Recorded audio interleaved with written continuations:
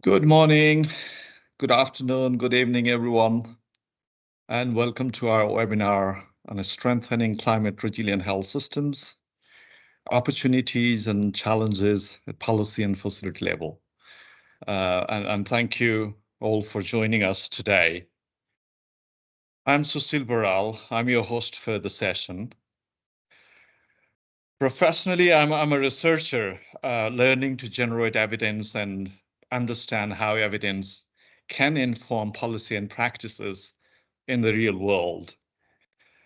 And I feel very proud that I'm working with a group of experienced researchers, policymakers, practitioners across many countries, largely focusing on health systems resilience, particularly in fragile and shock-prone settings. I'm based in Kathmandu, Nepal, and working with HERD International, which is a research institution and a partner of Reveal for Resilience Research Consortium, which is funded by the UK-ED FCDO. Let me introduce a bit more briefly. As someone deeply engaged in health systems research, particularly in the context of fragile and shock-prone setting, my journey began in a remote mountain district as a village healthcare provider. My engagement with the community and people in diverse setting has been a very much guiding path for me to understand and help shaping health systems to deliver high quality healthcare for those who are in need. Obviously, climate change and its impact on health and well-being is close to my heart, which is increasingly becoming a part impacting vulnerable population in most. Our discussion today, the webinar, is crucial as we navigate the critical intersections of public health and the environmental health and sustainability. The impact of climate changes are unfolding globally on a daily basis, really. So making it increasingly important for us and urgent for us to have a health system that can adapt and respond this crisis effectively. Today, we are joined by a distinguished panel of experts, presenters, who will share their insights and experience. Our discussion was particularly focused on the current landscape of health systems and their vulnerabilities to climate-related challenges, focusing particularly on low middle income country settings. We'll also unfold some of the innovative strategies and models that are proven successful across the various regions. The crucial role of different stakeholders will also be the topic of discussion today, including international organizations, governments, policymakers, practitioners, local communities, towards building a sustainable climate resilient health system. We have 3 presentations. Each presenter will speak about 10, 12 minutes. I have honor to introduce our first presenter, Elizabeth Gogi. Elizabeth is a principal consultant in OPM, Oxford Policy Management, Climate Resilient and Sustainability Practice, based in India. She has experience supporting government and funders across South Asia, in particular to design, deliver, finance, and evaluate the climate compatible policy and programs. She was part of the core team of Action on Climate Today project, which was one of the region's largest efforts in climate mainstreaming across the national and subnational level. Welcome, Elizabeth, and I would like you to begin your talk on how climate resilience be mainstreamed in government policy. Over to you, Elizabeth. Thank you so much. Thank you. It's wonderful to be speaking here today. If we go to the first slide. Thank you. So in my presentation, I will try and unpack the idea of climate mainstreaming. We're all familiar with the term mainstreaming. It's much overused, but examples of how this is done in reality and done well are quite limited. So first I'll talk a little about what climate mainstreaming means, and then draw on learnings from our projects about what this looks like in reality. So most of the learning I'll talk about is from a regional FCDO program we implemented called Action on Climate Day in South Asia, which finished in 2019, but we actually continue to use and apply and build on the lessons in other projects. Next slide, please. So very briefly, I want to introduce the idea of mainstreaming in the context of the WHO framework for building climate resilience and low carbon health systems. So this has been presented as a guide to mainstreaming within the sector. It provides the building blocks for addressing the climate challenges of the health sector. So some are very specific, such as early warning systems, whereas others are much more broad, such as designing climate-informed health programs. So these broad actions are really where further guidance and learning on mainstreaming could be most useful. Next slide. So firstly, there could be various entry points for mainstreaming. So you could have an existing or planned health project, scheme, regulation, budget or policy for etc. And you want to integrate or mainstream climate considerations within it. So there are 4 questions that we think need to be asked. Firstly, what risk does climate change pose to achieving the health-related objectives? For example, for a malaria policy, you would assess how changing weather conditions will impact the environmental detriments of malaria, environmental determinants of malaria, and that could increase exposure rates at different times of the year. And then identify adaptation actions to reduce the impact of this risk. For example, moving the timelines of malaria prevention programs.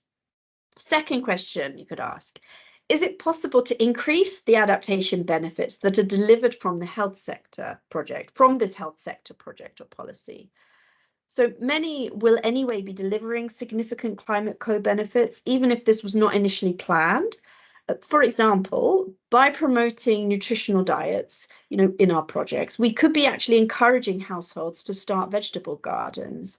And this also reduces food waste and packaging. But these climate benefits could be further maximized, for example, by specifically promoting vegetable crops that are resilient to droughts or floods. The third question is, the flip side, does the health project, plan or policy have the potential to actually worsen the impacts of climate change? i.e., without realizing, could it be making a community more vulnerable to the impacts of climate change? For example, does an intervention require large volumes of water to be used? And is this adding to water scarcity? This is also where low carbon considerations come in. What is the emissions footprint of the sector? And lastly, are there specific actions required from the health sector to address potential climate impacts, i.e., flip the starting point to adaptation needs rather than health needs? For example, can hospitals start installing rainwater harvesting systems to help the local community to manage periods of drought? Therefore, as a result of working through these questions and lines of analysis, you'd either be dropping activities that no longer look relevant or effective, expanding those that will provide adaptation benefits, amending some or adding new ones. Next slide. So in our experience of this process and supporting this process, it doesn't happen on its own. It needs to be supported by an enabling environment. And this relates to many of the building blocks in the WHO framework. So it includes having the evidence base available so that we know exactly where and how climate is going to impact the sector or the facility or the area.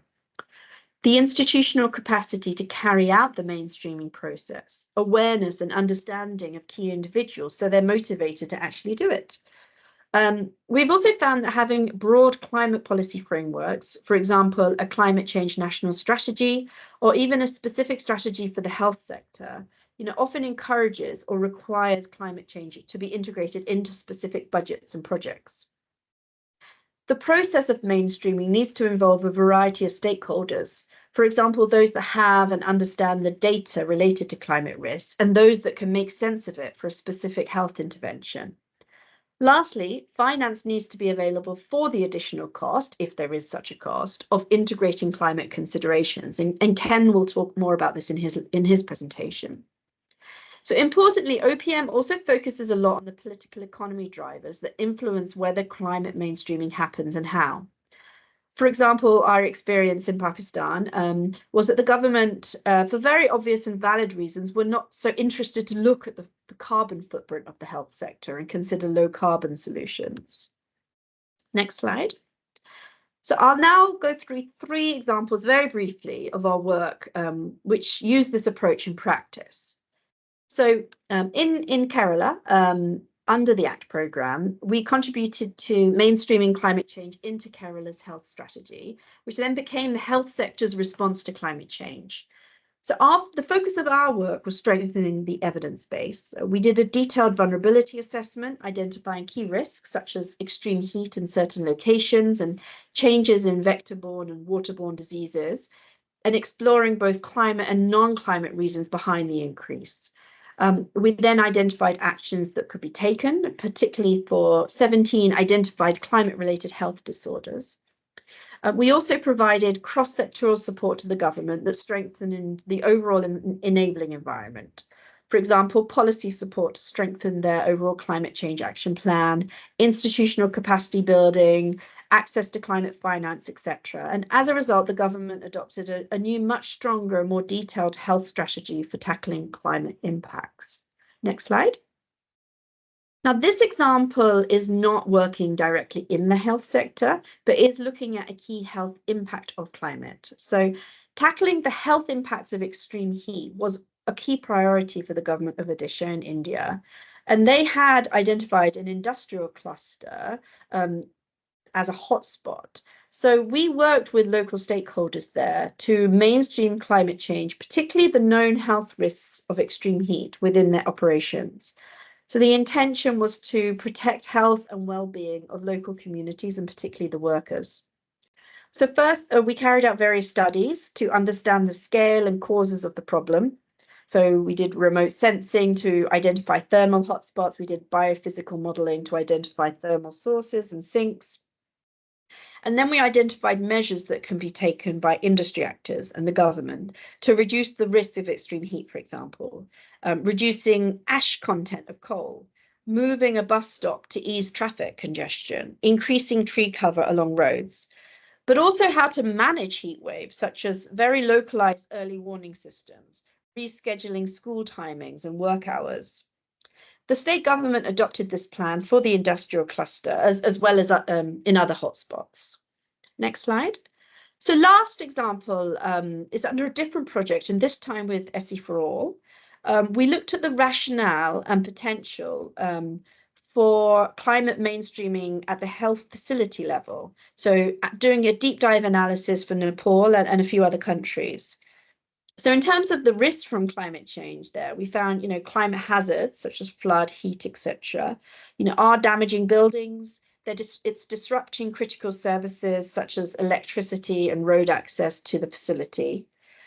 But also climate change is causing increased demand on health services. For example, in Nepal, 600,000 additional people will become at risk of malaria, 400,000 for dengue. We also looked at the contribution to climate change. So in Nepal, due to 22% of facilities not having reliable electricity, 12% are using diesel generators. And this has a cost implication, but also it's contributing to climate change. At a much larger scale is the contribution of the facilities vehicles though.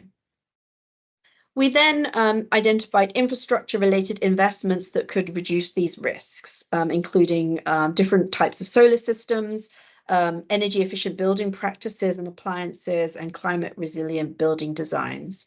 So we then supported SE4All and their partners to understand the potential for climate finance to support these investments. And Ken will focus on this in his presentation. So thank you very much. That's my last slide. I hope that it's given you a flavour of the work that we do and what we've learned on climate mainstreaming, and I'd be really happy to answer any specific questions on that. So thank you very much. Thank you so much, Elizabeth, for your presentation.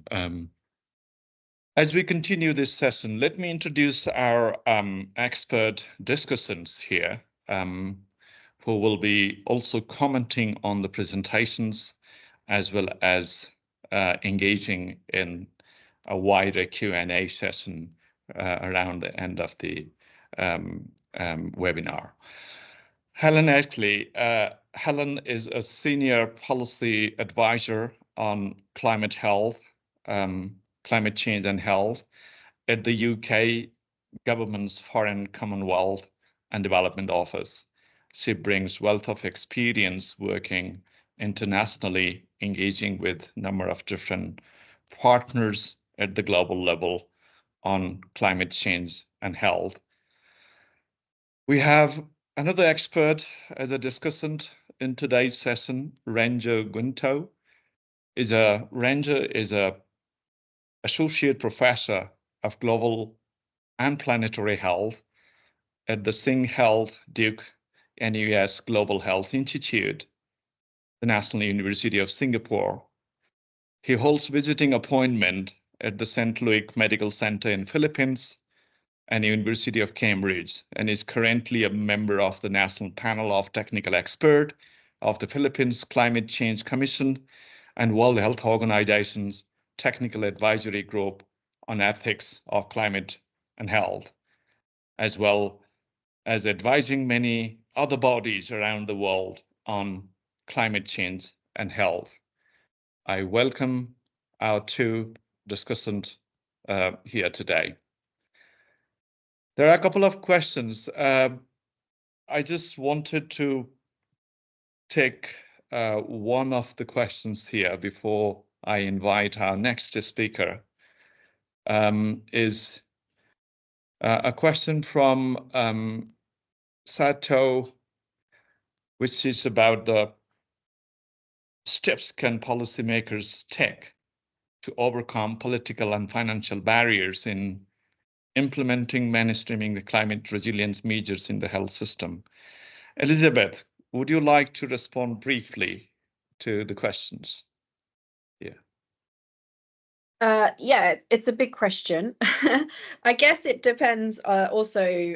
They're quite different, I guess. The political challenges that might be facing in this process could be quite vast and quite different. So if I just use a few examples, maybe. So the one that I mentioned, perhaps, there may not be any or much enough political will to actually look at some of these issues, specifically related to perhaps the carbon footprint of a health facility, because obviously there is a huge amount of needs and demands and vulnerability in these public health services. So actually the responsibility and obligation, it feels like, to look at the carbon footprint of it may not be there. So I think that in our approach, it would be to first understand what the interests and the political level of political will and how it differs among around different stakeholders that we're working with, and whether there are specifically champions that exist within the government that do have this interest, and if they have sufficient political sort of influence to actually drive the change that is needed, we would be focusing on them, and then at the same time perhaps presenting the evidence and a strong case for why the change that we think is needed needs to happen. So I think it's the engagement process with where there is political will, and then trying to build a sort of more momentum around certain issues. The financial aspects, Ken is going to touch upon in his presentation, I think. So I'll perhaps leave that one for him, because I think there is an opportunity for adjusting existing budget lines. The challenge being that it is obviously under-resourced anyway, but there are some sort of low-cost options that can be done. But also we specifically have looked at this opportunity that presented by climate finance. So perhaps I'll let Ken talk about that in his presentation. Great. Thank you very much. I have honor and privilege to invite and introduce Dr. Mawis Hawi. Dr. Mawis, a principal consultant at the Oxford Policy Management's health practice in Pakistan, has a rich background in supporting funders by offering technical assistance to both federal and provincial government level. Her contribution were very important in the team that carried out a scoping review on climate resilient health system, an initiative of the Ministry of National Health Service Regulation and Coordination. This review was instrumental in creating the framework for action for climate resilient health systems. It's also initiated the formation of a technical working group within the ministry alongside the development of climate and health vulnerability assessment across the several promises. So you'll be talking on supporting government strategy for a climate resilient health systems learning from Pakistan. Floor is yours for the next 12 minutes, please, Mavis. Thank you so much. Very grateful. Thank you everyone for joining in today. So as explained earlier, I will be talking about the scoping study, which we did with the support of FCDO and the Ministry of Health in Pakistan. And we developed a framework of action for climate resilient health systems. Next slide, please. So I just wanted to mention why we conducted this study. So Pakistan at the moment is recognized as the 8th most climate vulnerable country in the world. And recently, in 2022, Pakistan suffered with floods, which affected about 33 million people. They were displaced from their place of living, as well as 1,700 people died. And quite simultaneously, in 2021, officials from the Ministry of Health went and attended COP26. And over there, they signed up to 2 objectives, which were about building climate resilient health systems and developing a low carbon sustainable health system. And when they came back, they requested us to work on a scoping review to assess whatever is going on in Pakistan in terms of climate and health, because there was a dearth of this research at the moment. Next slide, please. So we designed a study where our methodology was to use the WHO building blocks and WHO framework for climate resilient health systems to understand what work had happened in Pakistan in the nexus of climate and health. And we were able to do an extensive literature review along with key informant interviews of officials at the government level as well as with academics. And we were able to come up with certain very important and catalytic findings. So one of our most important findings was about leadership and governance. What we found was that there was a limited understanding of the nexus of climate and health within Pakistan at the government level, as well as at the leadership level. And there was an absence of coordination between the 2 ministries that were at the forefront of working on climate as well as health. And there was a very little focus in the climate change policy on health and in the health policy for climate change. So what our recommendations then were that there should be designated focal points within the Ministry of Climate Change for health and within the Ministry of Health for climate change. And these focal points should have the autonomy to make decisions and bring about a change for the betterment of climate responsive health systems. We were also able to advise that there should be a development of technical working group that should be coordinating between the 2 ministries. And there should be a development of a steering structure for better coordination, which would be at a strategic level where key decision-making could happen. And there was a recommendation to update the National Climate Change Policy, as well as the National Health Vision, which is in Pakistan made at the federal level, to revise and include elements of intersectoral health, such as climate change. Furthermore, one of our findings was that in the undergraduate courses in Pakistan, be it in medical education or in nursing or BSc, public health, or in postgraduate courses like Masters in Public Health, there was no inclusion of climate and health nexus. And literally none of these institutions were offering an understanding to the forthcoming public health workforce about the climate resilient health systems. And there was a serious lack in capacity. Our recommendation to the government as well as academic institutions and regulatory bodies in Pakistan was to develop undergraduate courses related to climate and health, and also include this as a part of in-service training for the people already in the workforce. Next slide, please. Health finance, there was in Pakistan at the moment, we have two accredited organizations that are working, that are Green Climate Fund accredited. And we only have about 7 grants in Pakistan at the moment, which we have been able to get from the Green Climate Fund. And none of them at the moment are working on climate and health nexus. There are things working on climate change, but none of them are actually working on the nexus of climate and health. And there is also an inadequate development of proposals that address climate-sensitive diseases and related health determinants. So what our recommendation was that we should be working with the governments to intensify their effort to apply for proposals which are at the international level and which look at climate and health together. And there should be a focus on addressing the wider determinants of health, along with things just like WASH, about food security, about agriculture, as well as transport, so that we are able to respond to health challenges much better in the future and we're much more equipped. Next slide, please. Similarly, we were able to find out that a greenhouse gas emission registry exists at the national level with the Ministry of Climate Change. But what was not actually happening at that point in time was that a lot of the health facilities in Pakistan, we have primary healthcare, secondary healthcare, and tertiary healthcare. None of the health facilities were assessing the greenhouse gas emissions and reporting it. So one of our recommendations was that the greenhouse gas emission registry at the central level or the federal level should be linked with the health assessments at the primary, secondary, or tertiary level. So there should be ongoing reporting. And renewable energy sources should be used at the health facility level, such as solarization, so that we will be the carbon footprint of health settings should be reduced.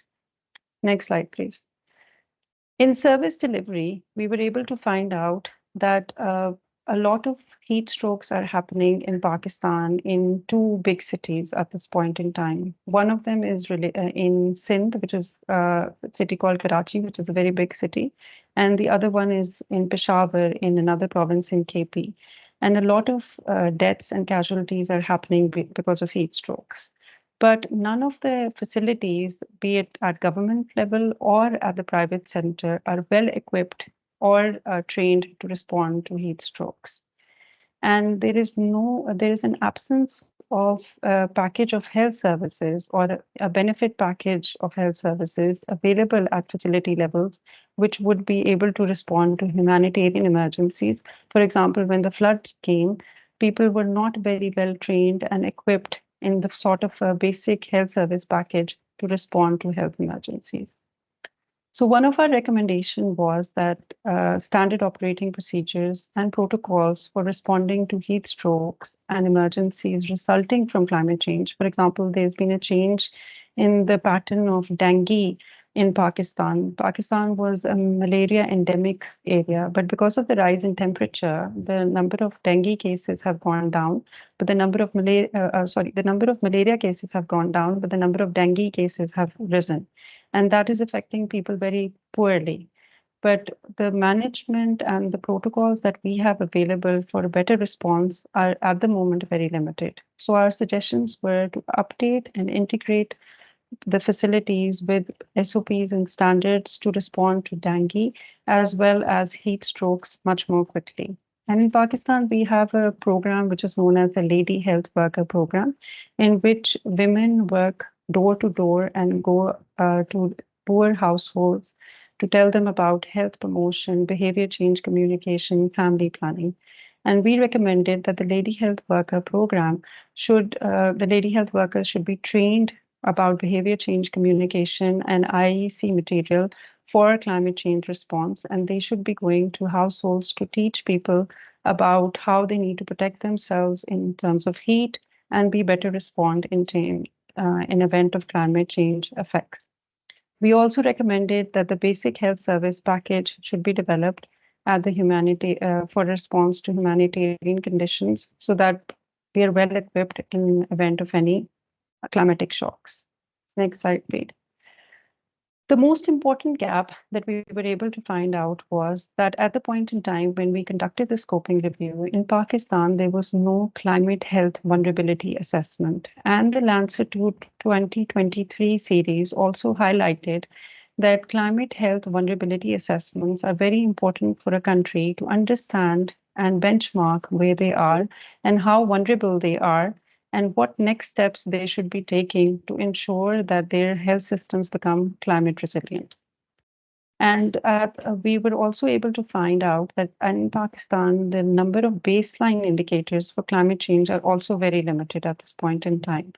So our recommendation was for Pakistan to nationally conduct a climate health vulnerability assessment, as well as not to make this a standalone process, to make it a dynamic process and to conduct a baseline assessment, but to conduct assessments as per protocols of the World Health Organization on a regular basis. And to define the climate indicators for the climate change ministry and also link them up with the health management information systems that we have available in Pakistan. So I'm very happy to report that some of the findings and the recommendations that we had from our scoping review, they actually went into fruition and a lot of effort was made. At the policy level, we were able to review the health policy. We were able to identify a gap in the intersectoral space about climate and health and recommend that this should be included and be a part of the next version of the national health policy that is going to be developed. And very successfully, this has happened. At the ministerial level, we were able to devise two coordination mechanisms, one at a strategic level, which was the steering committee structure between the Ministries of Health and the Ministry of Climate Change. And we were also able to institute technical working groups that were working together on the climate and health agenda and successfully started the working as well. The next best thing that actually happened out of this study was that in Pakistan, the climate health vulnerability assessments have started. And Pakistan has 4 provinces, and currently in 3 provinces, the climate health vulnerability assessments are ongoing. 2 of them are supported by the World Health Organization, and 1 is being supported by FCDO.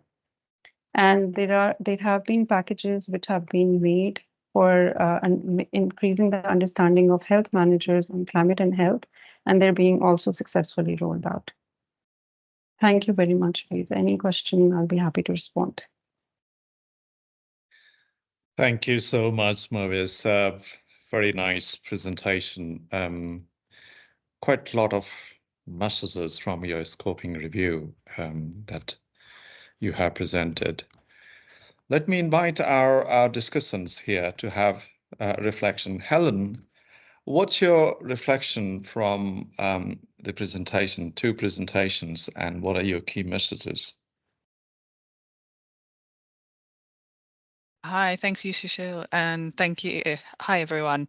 I think the presentations have been enormously informing and eye-opening, and I guess it reinforces some of our own thinking in as much as this isn't something entirely new. And I think Elizabeth made this point. We've been doing it sometimes unintentionally, not necessarily making it a climate and health investment or activity for a long time. But I think the recognition of how important the agenda is, how climate change will impact on health, and just how much that may accelerate in the severity of that, has given it much more prominence. And I think this is an opportunity for us to be more deliberate about how we design policies and programs and strategies and on our research in order to make those linkages and more effectively work in this nexus area. So I think that was one thing I sort of draw out of some of Helen, what's been said. if I may here, because a couple of questions are there, and I really want to relate on this thing from your views. Of course, I mean, there are immediate actions and longer term actions are needed. And one of the questions clearly asked from the participant is, how can the balance between the immediate response in an emergency context, and longer-term resilience in terms of planning, so the healthcare system is more robust, resilient enough to tackle this crisis in the long run. What are your views on that? Okay, so I mean, yes, there is a tension between the short-term shocks and multiple issues that health systems are facing, not just related to climate, and then the investments at the longer term to build that stronger health system that's more resilient to climate as well as other issues. And there always will be. I think there are opportunities right now to make investments in shorter term issues if we integrate climate much more firmly into our health security agenda, the One Health approaches, that kind of thing, but also using tools such as disaster risk insurance and finance options and those innovative tools that are coming through in other sectors, not necessarily just the health sector, that might support individuals as well as systems to be stronger. So they've been doing it. Disaster risk insurance has been used, for example, in WASH for a long time. And how do we use that to help the health systems, for example? Can it be used to respond to outbreaks or stand up infrastructure again quite quickly in the face of a disaster or a shock? So that there are immediate things that we can think about that can be done more in the short term, as well as building more resilient infrastructure for health, as well as trying to think about investments in the longer term in terms of the data and the use of data and the capacity that is needed in this area. I think there is a lot that can be done relatively short term in terms of bringing together sort of climate data as well as health data, or those that can interpret it for a health aspect relatively quickly again, but it just needs activities that particularly try and bring those two together, which perhaps it needs a sort of more a sharper lens looked at that. I'll pause there. I don't know if Renzo or somebody else might have some observations. Renzo, one question in particular here, which talks about the scalability, sustainability going beyond the pilot phase. You know, there are a number of pilots been tested in real world, which are producing good results, good learning. But what is your take on how can we ensure a sustainability, scalability of this climate actions within the health systems beyond the pilot phase? Would you reflect on this? Yes, thank you very much for having me. Good evening from Bangkok. It's confusing because I'm from the Philippines. I'm based in Singapore, but right now I'm in Bangkok because there's an ongoing conference here around priority setting in health. And I just finished moderating a plenary basically asking the question, how can we incorporate or integrate climate change as we create or develop priorities for the health sector? And I think the discussions that we just had this afternoon certainly aligns, with many of the, topics and the questions that we are already unpacking in this webinar. The health sector, health systems have to juggle so many different priorities from, the more familiar and long-standing public health problems, the usual, for example, common diseases that many of the, especially low and middle income countries are still grappling with, the tuberculosis and the malarias. But also now we are facing emerging challenges like the risk of zoonotic spillovers that can become the next COVID-19 or, another kind of pandemic. But also climate change is presenting new threats. Just for the past several weeks, Southeast Asia, which includes Bangkok, Manila, and Singapore, were like living ovens or real life ovens. People are experiencing extreme heat that is unprecedented in our modern history, and none of the national health systems of the countries in this region are prepared for these emerging threats. So there's so many different priorities that need to be addressed. There is a need for a clear framework, some methodology, and also some shining examples of how this can be done, but also how to make sure we don't stop with the pilotitis that we're seeing all around, and I laud the efforts in Pakistan. I think many countries now are using the operational framework from the WHO that was also shown to us a while ago. I think that's a very good starting point, because that is the framework that ministries of health do understand, right? Right. Let's not try to complicate and come up with another academically exciting framework that maybe will not resonate that much with ministries of health or those who are working at the country or even at the subnational level. One critique around that framework is that it's understandable and useful for the ministry level, maybe not so much for the local health systems that are in the climate Great. frontline. Thanks, So these are Surendra. just some of my initial Yeah. thoughts. I'll come back to with more questions. Now, in the interest of time, I want to move with the third presentation. Ken N. Ken brings around like 20 years experience in managing the technical delivery of adaptive programs focused on energy access and sustainability, climate finance, and policy reforms. Ken has a strong experience in multi-sector engagement and political economy analysis, and has provided policy advice at the highest level of government in several countries. He's an enthusiastic for result-based management, systems thinking, and innovation around project delivery to solve the complex policy matters, policy problems around the world. Ken is also passionate about the health systems and strengthening and leveraging public and private partnership to advance the sustainable development goal and create inclusive economic growth. Such a vast amount of experience, and I'm very honored to have you as one of our presenters today. Ken will be talking more on how can climate resilience in health sector be financed, a very important topic. I could easily see there are a couple of questions aligned along this topic. So we will have more clarity after your presentation. Ken, over to you for your next 12 minutes. All right, thank you so much, and hello, everyone. I think one of the benefits of being the last presenter is that the presenters before me would have set the context a bit, and I think the last discussion around the issue between short-term emergency priorities and a longer-term systemic issue, how do you factor all that in health system planning?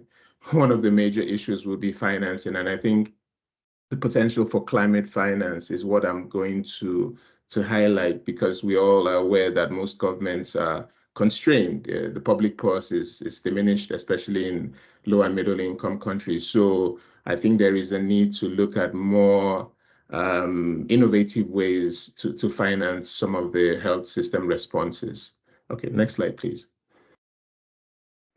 Let me just set the context for my presentation.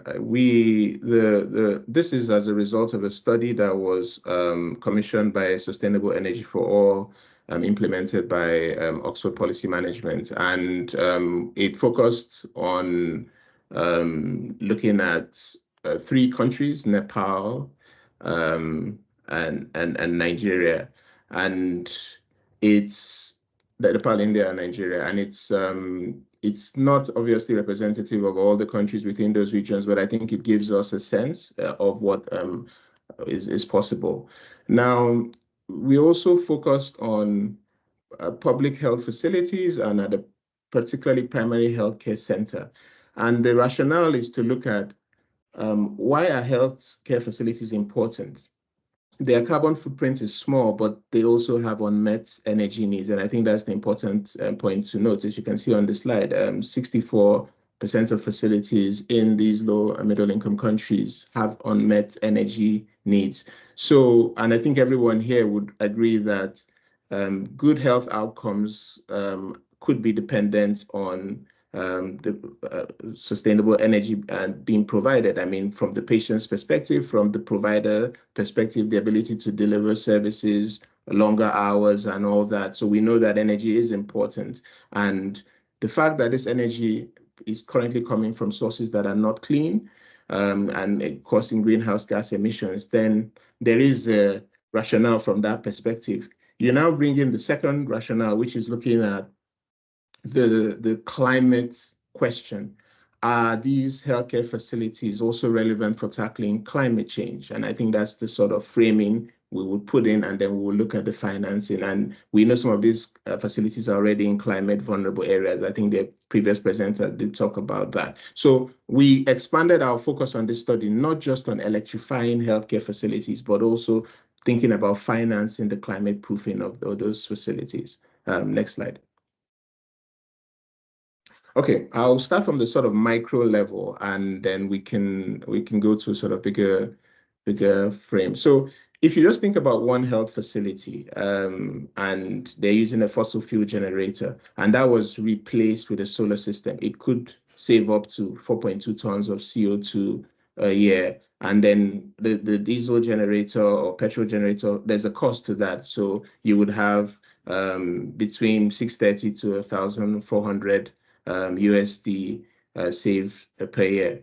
Then if we think about the use of kerosene lamps with solar lanterns, where facilities can't even afford a generator, there are some mitigation benefits as well as financial benefits in terms of tons of CO2 avoided and amount spent. I know looking at these figures, they look very, very small, but then if we go to my next slide, we can now think about it from a whole of a system perspective. So from the data we got, and in this study, we used publicly available data. We interviewed practitioners. So for instance, in Nepal, we were able to get data from the public subnational database for public financial management, and we use that to estimate some of these costs. But if you imagine that in Nepal, that 22% of these facilities don't have a regular supply of electricity, and then 12% have a diesel generator, 13% have an on-site renewable energy system. Then that figure that looked so minute in the last slide now actually comes to bear right now, because you now see that that represents 97 tons of CO2, even though circa 10% of those emissions actually come from those the hospital's vehicles. So the moving around to sort of ferry providers and drugs and all that also affect. But this is a huge amount. Then if you think about it in terms of monetary terms, that is over $36,000 spent. So there is a carbon footprint, obviously, from the health system. It might not be as great as other sectors like the oil and gas sector and all that. But there is a clear carbon footprint. We've spoken about vulnerability. I think the previous two presenters did an excellent job, so I wouldn't talk too much about that. But there is the carbon element, and there's also the vulnerability element of that. So if we can move to the next slide, please. Now, I mentioned that we're trying to talk about how we can finance the climate proofing, not just the energy solution in this facility. So I'll quickly look at their solutions like decentralized renewable energy systems. This will allow longer hours of operation and services. It would have a financial benefit, reducing cost of fuel for generators. Using more energy efficient appliances, obviously temperature and pollution will be reduced from kerosene lamps. Again, there's a direct financial benefit. And then climate resilient buildings, same benefits. So if you imagine these are the solutions and these are all with a climate benefit, then the question is, how do we finance them? Next slide, please. So I've been using the term climate finance, and I just wanted to briefly explain. I'm sure we're familiar, but it's basically funding, resources, grants, loans, all that provided by different entities, from international organizations to governments to foundations, and they need to be targeted on supporting the mitigation of greenhouse gas emissions or the adaptation to climate impact. So that's the sort of short definition of climate finance. Next slide, please. Perfect. So we know that there's a significant amount of climate finance available, right? This data from WHO, SC for All, and various other bodies have done the research, and looking at the fund flows, at least $632 billion was disbursed between 2019 and 2020 across the world. However, in reality, just a small proportion of that has been used for climate proofing healthcare. And even if you go into those figures, you'll find out that the figures cover a longer period, I think from 2009 to 2014. So you can see that a lot of climate finance is available, but a limited amount is going into healthcare. And I think that's the point that we're trying to make, and that we need to start looking at how this can be mainstreamed. Next slide, please. I touched briefly on the different sources of climate finance, so just touch on them again. You can have bilateral finance, which is from governments. There in developed countries, overseas development assistance, so one country to another. You can have multilateral funds, which could, these are funds that are passed through international agreements like the United Nations, and then we're also seeing increasing funding from private foundations. We also have what we call carbon markets. Carbon markets are looking at it's a sort of a system for trading emission reduction by assigning monetary value. So if you reduce this amount of emissions, you get a monetary value on that. And then we have green bonds. Green bonds is more or less a low-cost alternative to a traditional bank loan. But I think one important point is that they're only viable in countries with sufficient credit worthiness. So in all these sources of finance, there are various costs that you would need to climate proof a facility. There are capital costs, operating costs, enabling environment. I think what we're trying to show here is that these costs are not covered by one source of climate finance cannot cover all these costs. So for instance, it could cover capital costs, it might not cover operating costs. So what we're trying to say is that you might need what we call a blended approach. So you might need to get some money from one source, some money from another source, pull that all together, and that can support the health system. Next slide, please. Now, this slide highlights one of the great case studies we saw when we were doing our field work, and this is a facility in Ghana.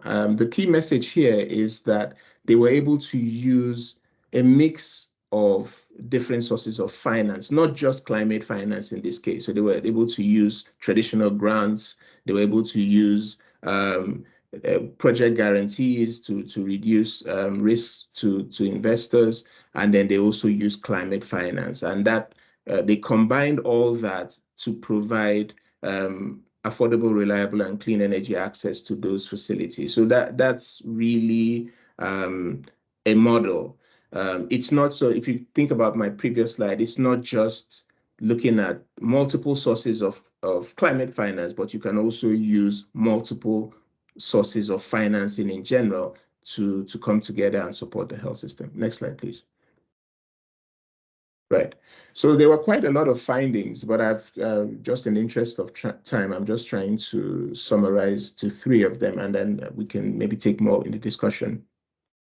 The potential for greenhouse gas emission savings for a single facility, if you remember my slide where we looked at one facility, would be too small to attract climate finance on its own. So what we've seen is that there needs to be a whole system approach. So any climate finance project needs to cover as many healthcare facilities as possible, so that provides an incentive and will show enough greenhouse gas emissions or adaptation potential that will be viable enough for people to put in their funds. So I think it's working with the government, working with large facilities, groups to put the financing together. I think that's one of the critical findings.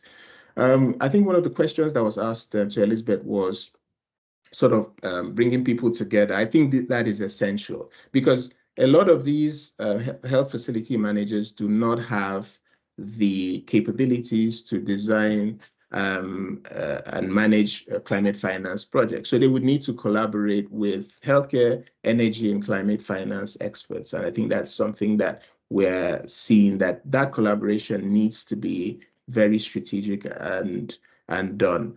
The last one would be, even if you look at our health system data, there are very limited indicators around climate or energy in relation to the health system. So that has to be done at the first level. And then also at the facility level, there needs to be digital monitoring and reporting and verification of those emissions, which can justify the savings over time and justify the investment. So these three findings just sort of highlight that there is a lot of potential, and if we can start working together, start mapping the facilities and understanding our energy needs a bit better, there's a potential for climate finance to play a part in the financing mix at the facility level. Thank you very much. Thank you very much for highlighting this is really important topic, climate financing. A great insight I've learned. Before I go to the questions, let me invite Helen for your brief reflection on the presentation. Thank you, and thank you, Ken, for a really interesting presentation there on the opportunities of climate finance in the health sector. And I think this is something that is really important topic area that comes up and up again in the discussions around climate and health. And I think climate finance obviously there is opportunity there, and there are some activities that are probably more obvious where you can make the case and build projects and programs. For example, the more resilient and sustainable infrastructure in health, around energy, around water, around others, that makes sense in healthcare facilities. I think where perhaps there are some of the challenges, and Ken, I'd be interested to know from you whether you've looked at this at all, is building the case for more adaptation actions, for example, around increases in burdens of particular diseases, and making the case for climate finance in that space. I think that is where the struggles come around attribution and contribution of climate change in order to be able to articulate that well. And then alongside that, I think there are more limited accredited actors, if you want to go down the channels of the kind of multilateral climate financiers that might be operating in that health space to be able to deliver such programs. Clearly, that's not so much the case for maybe some of the development banks or the bilateral donors, where working on both climate and other development outcomes sort of is a clearer mix. So I think that is a challenge that still remains. But I think also, something we should be wary of when we're talking about climate change in the health sector is not letting the kind of thoughts that we can get more finance from this avenue sort of distort the way we do health system strengthening and other health programming, which after all is going to be the cornerstone to our response to climate change in health. And so we should see where the benefits lie, but not let the tail wag the dog, basically, on that. And I think properly and firmly integrating climate risks, informing health programs, understanding the vulnerabilities, not just in terms of what the impacts might be, but who they're going to impact and how do we service the people who are most vulnerable in our communities. That should be all part of the health system response and needs to be firmly within that and within health system budgets. But where climate finance can play a role, but isn't the only source. Thank you, Helen, for your observation. Very critical point that how we really save the overall health system, strengthening efforts collectively, and how that really links to the climate resilient health systems as well. I will come back to you more on, really want to hear about the FCDO priorities in climate change and health systems a bit later. Before that, Brendo, any observation you want to share with us on Ken's presentation? Sure. Well, again, thanks to Kenneth for that amazing presentation. Gives us an idea of where the opportunities lie when it comes to financing for climate and health. Certainly, there are outside financing that is yet to be tapped by the health sector for our own projects within the health sector, but also for outside the health sector projects that can reap health benefits or health co-benefits. So I guess what I'm hinting at is when we talk about funding for climate and health, we should not just talk about funding health system activities that enhance our resilience to climate change and also lower our carbon footprint, but also what other activities or initiatives outside of the health sector that will actually provide or enable us to reap health co-benefits with, basically those projects that are good for the planet, but also good for people as well. And then when it comes to funding within the health sector, right now everybody's talking about climate and health. I think what some of the communities within the global health community are beginning to be a bit nervous about is that if we channel more money for climate and health, that might or that will mean less money for other equally important global health priorities, HIV, tuberculosis, you name it. And so I think we need to start thinking about how to really integrate climate into these different disease programs, disease silos, unfortunately, how to also incorporate climate into the different health system, the more horizontal investments in health systems, whether it's the workforce or health information systems or financing. And then also, how can we use health financing, whether it's insurance systems or, taxation that we use to finance our ministries of health to drive pro-climate behaviors within the health system? How do we nudge our hospitals to embrace more green and more climate resilient measures through the payment mechanisms that we have, for healthcare? Or how can we drive our medical schools to add more climate and health content, especially if these medical schools are relying on government budgets to finance, the education of future physicians and nurses and other health professionals. So I think it's an invitation for us to think more creatively and to think beyond looking for pots of money to fund our, sadly, pilot projects for climate and health. That's really critical point, really, how we can piggyback this thing and have a very cross-cutting lens to really understand how the finances can be maximized, beneficial, be that strengthening the disease control program or the overall health system strengthening the climate resilient focus. That's absolutely critical. But the big question is, how do we do that? What are the critical examples that we have in real world setting to make this happen?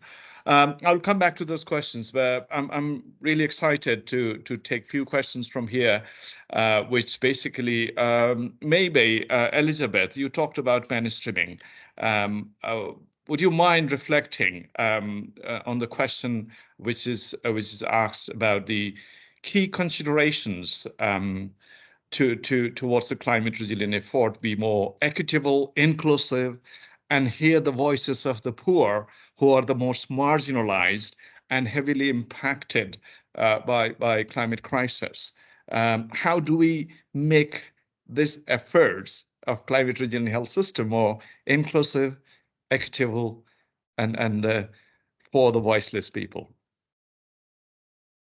Thank you. Yeah, so we're sort of asking ourselves to mainstream upon mainstreaming here, and I think that is what's needed, but also what ends up becoming quite conceptually challenging. I mean, it is, I think, a case of if you're looking at the process that I went through, whereby if you have say a health project and you're really trying to understand where you can say nudge changes, and this comes back to, I think, your point around scaling, right? Like if you have an existing large-scale public health program, that's where you're going to make the maximum impact. So actually mainstreaming within the delivery of that program to find opportunities to increase more climate benefits or adjust it to, so that's where you're going to actually get to the scale that you're looking for.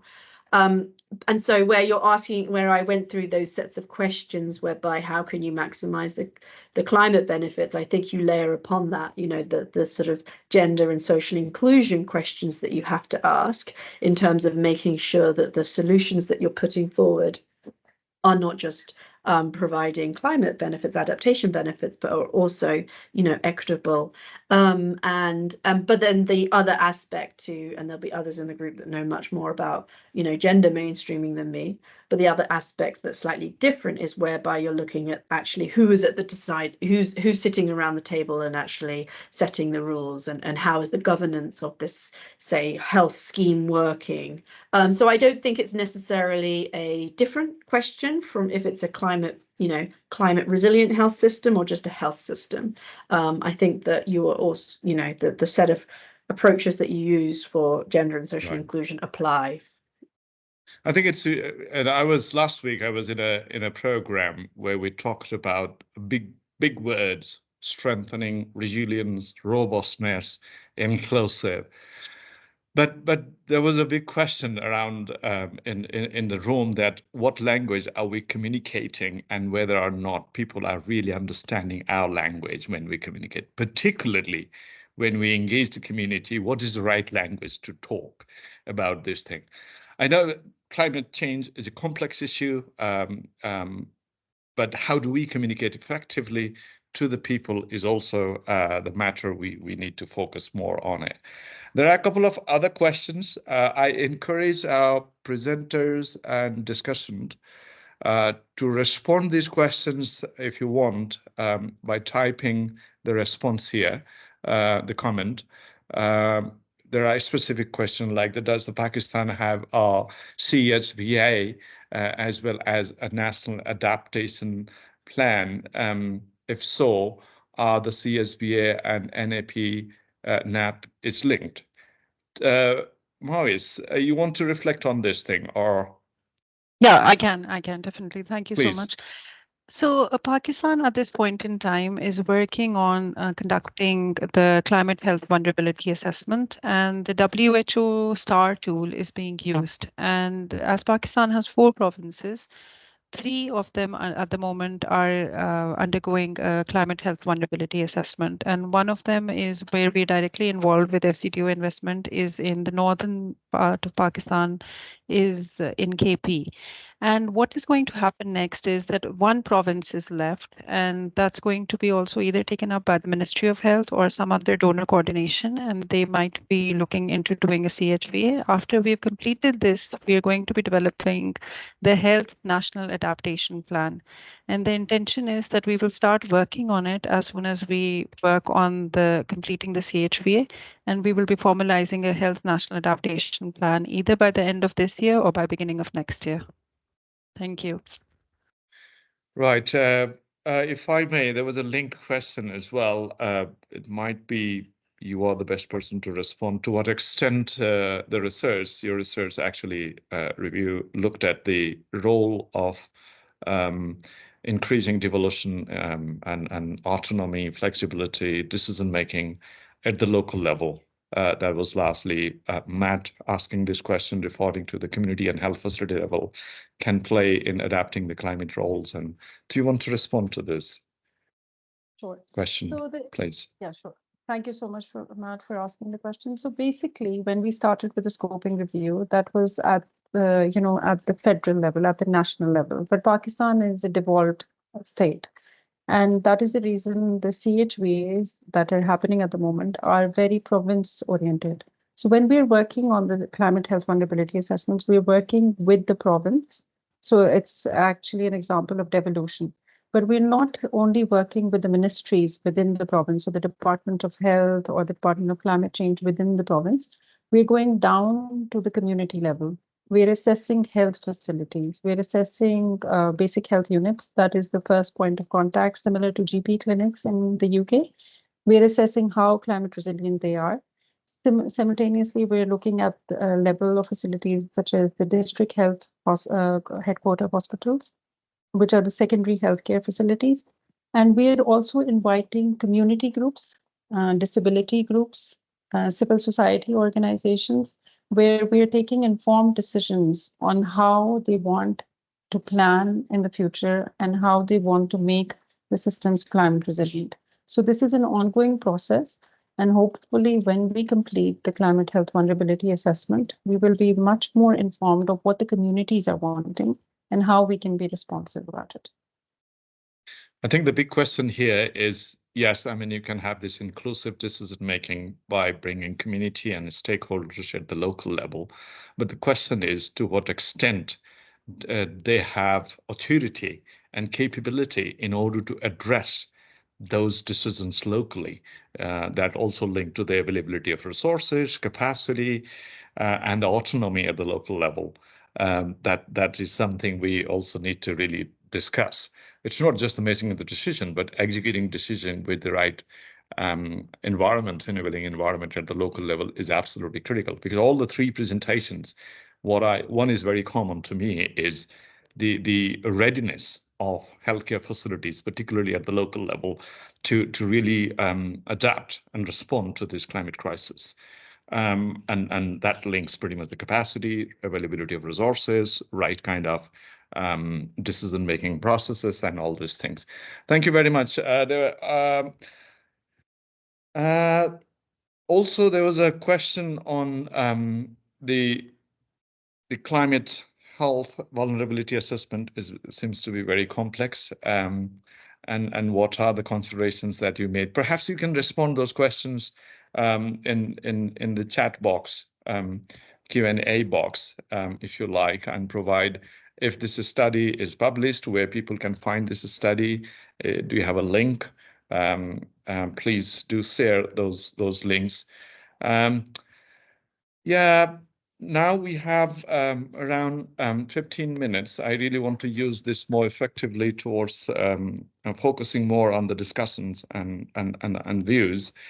As I requested Helen earlier, I really want to, I mean, there is quite a big, I mean, from Ken's presentation, that climate financing is available through multiple sources, but very little has gone to the health sector. It's very interesting to know why and how this architect of climate financing shapes. And on that background, what are the priorities for FCDO in relation to climate resilient health systems and working at the global architecture as well as the local country and the local level through the FCDO funding? What are the priority areas and how those priority could be addressed in a collective fashion? Helen. Thank you. All very good questions. I'm going to try and answer them all.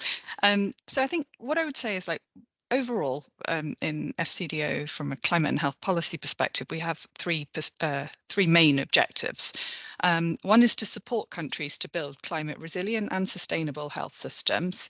One is to linked to that is to increase the resources, and by that I mean finance, expertise, know-how, knowledge, research, technology, to be able to do that, and also to strengthen the global system to work in the climate and health intersection, including multi-sectoral working. We've very much sort of recognised that not all the solutions to this problem sit in the health sector, and we need to be much better at breaking down those silos and working together with other partners. But we also don't pretend to have all the answers, and we know that this is an evolving space, and it's a growing agenda, which is really welcome.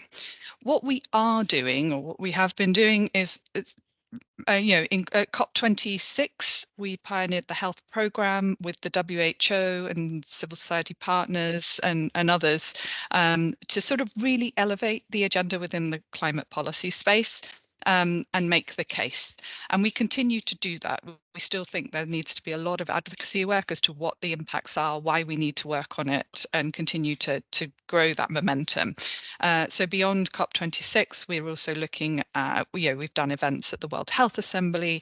We've really welcomed the UAE leadership at COP28 around a declaration on climate and health, which really sort of took what we'd done at COP26 to another level, really elevating some of the actions that need to take place and links to other agenda. And we should hopefully be seeing a resolution at the next World Health Assembly on climate change and health, bringing it also into the health sphere, not just the climate policy.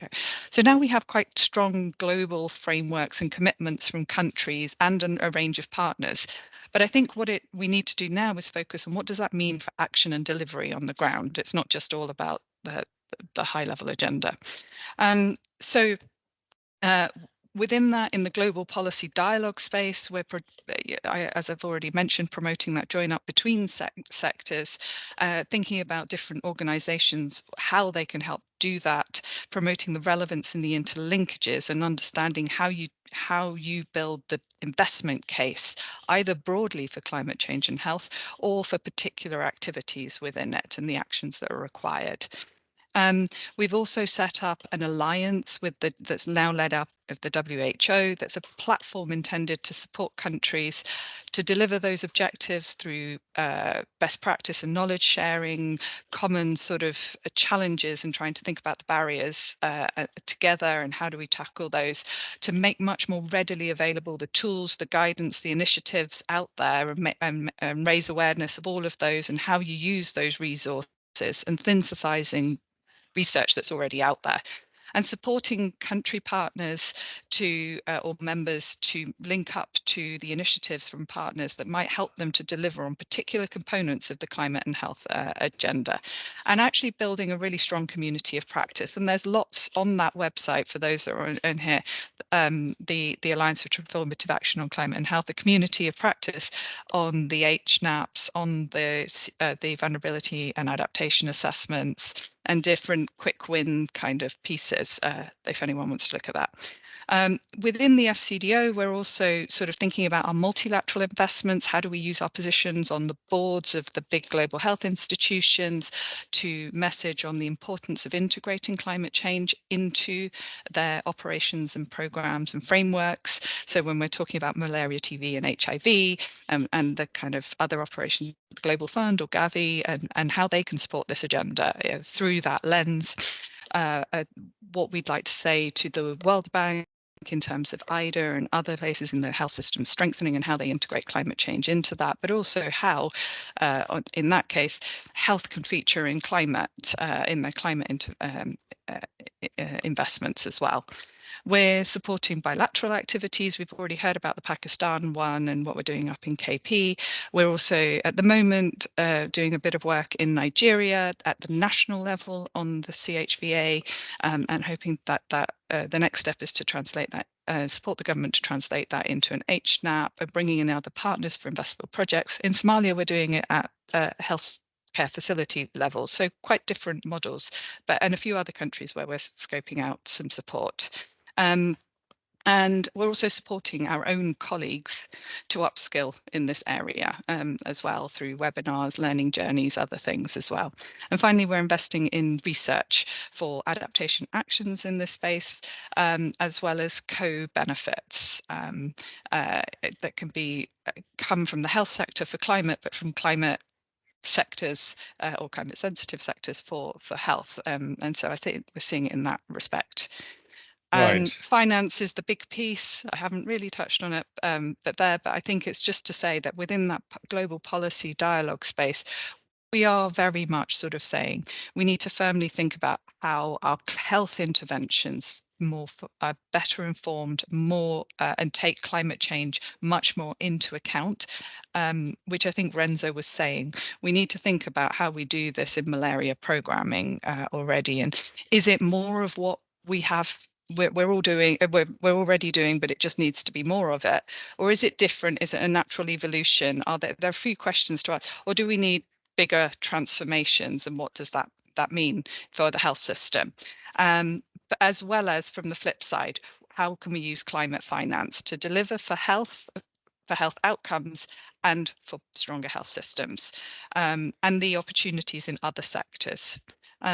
I'll stop there because I Yeah, think I've spoken for too long. I'll come back to you. I mean, given we have around 7 minutes left in this session, once again, I really welcome all the participants to really use the Q&A box to raise some questions. There are a couple of questions where one of the questions from Yadav is linked to the indicator, particularly while assessing the capacity at the local level.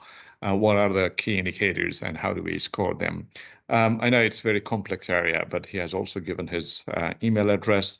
If one of the presenters or any of us we know, please do respond to that question. So Yadav will benefit from your rich experience.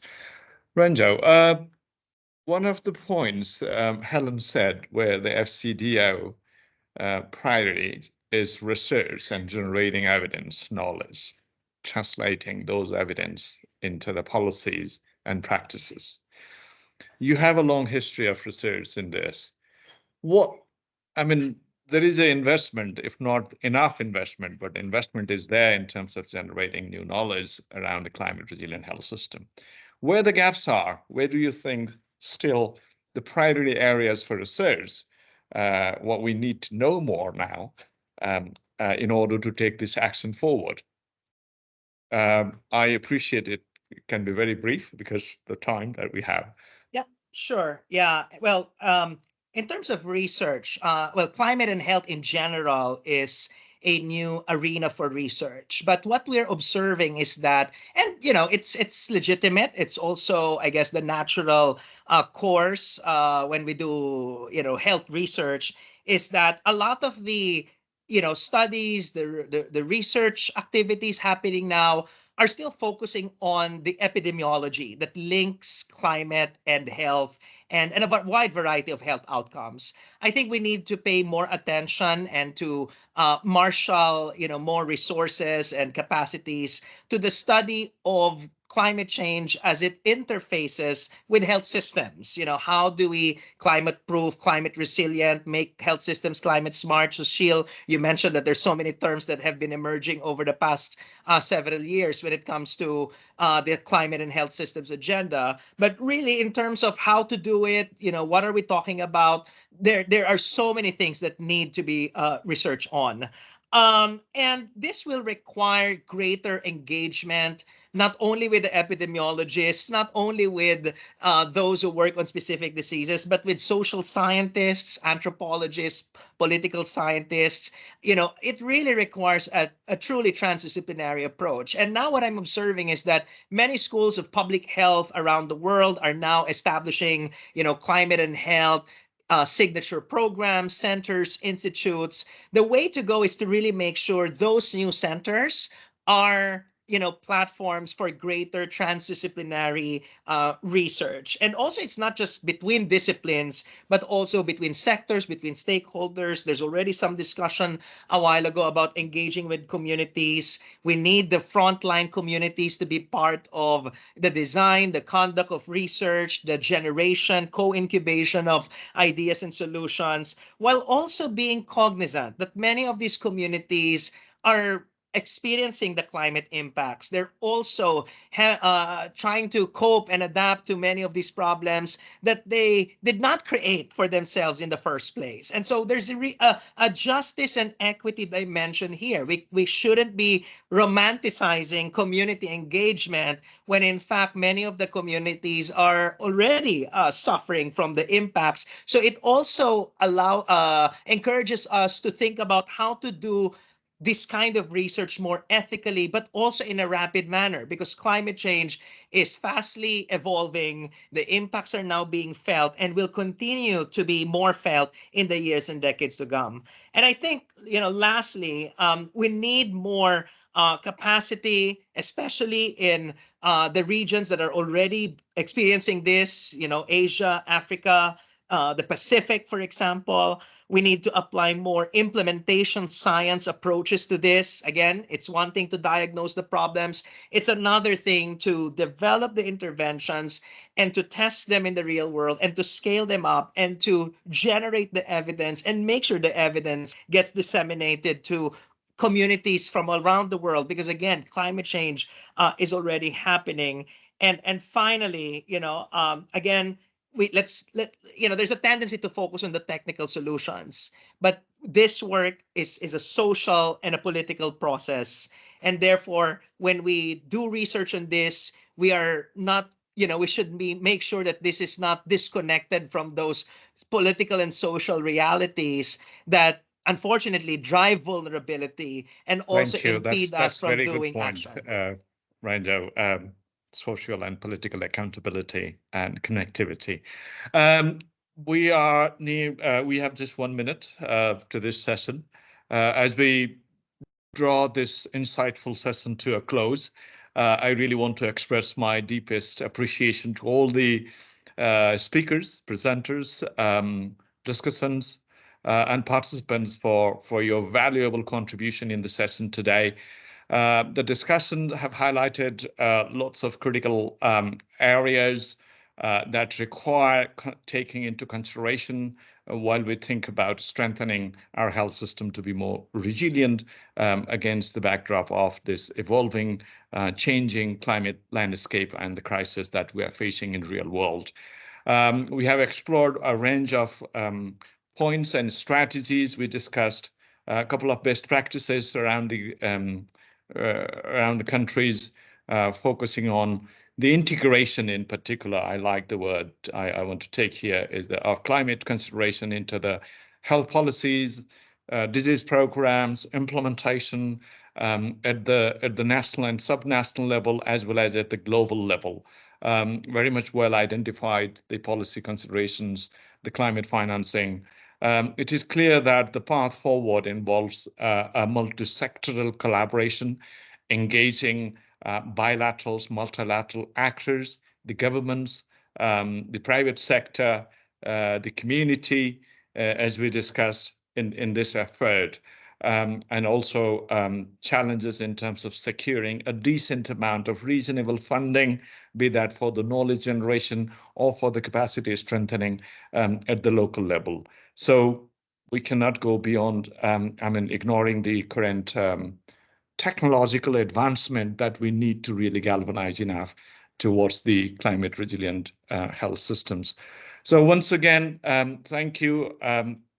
Thank you for Reveal for Resilient Consortium for providing this platform, Oxford Policy Management colleagues, Helen, Rando, and all the participants for this wonderful session today. We look forward contributing this conversation to the next level and looking forward to see the impact or translation of these actions that we discussed today, wherever we are, whatever organization we are stayed. Stay with us, and there is a website on Reveal for Resilience. All the materials will be posted there. Do visit us. Thank you very much once again for your wonderful participation, and have good day, good evening, wherever you are. I bring this session to a close. Thank you very much.